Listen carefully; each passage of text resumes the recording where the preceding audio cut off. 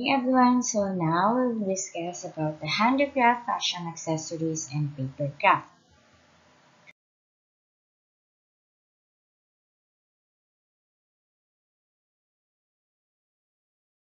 So quarter 1, lesson 1 is to perform origami production.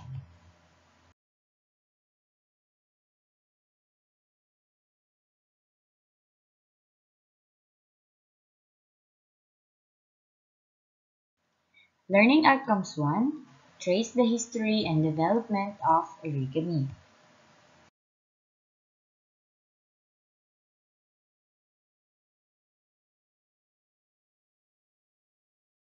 Here are the objectives of this lesson. Number 1, discuss the history and development of origami.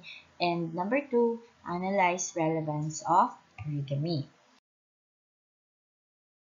So, history of origami. So, in early 17th century, the techniques of paper making introduced into Japan by China, giving rise to a type of washi paper.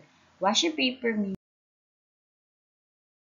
also a unique and distinct type of Japanese paper kindled many forms of cultural creativity among the origami. Unfortunately, it is not clear when origami in Japan Showa period in 1926 to 1989, the art has rapidly passed into oblivion or forgotten. But at the stage of its former use, origami made the assumed concrete shape of, for example, a crane or boat is regarded as origami for pure enjoyment. In Edo period in 1600s,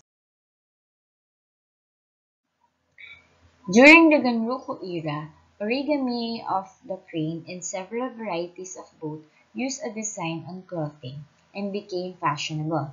It was also reproduced with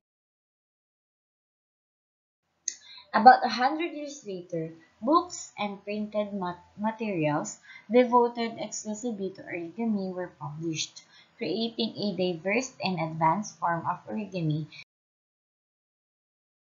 But in 12th century, the techniques of paper making was introduced in Europe, producing a distinct form of origami. However, origami was not taken up by many people.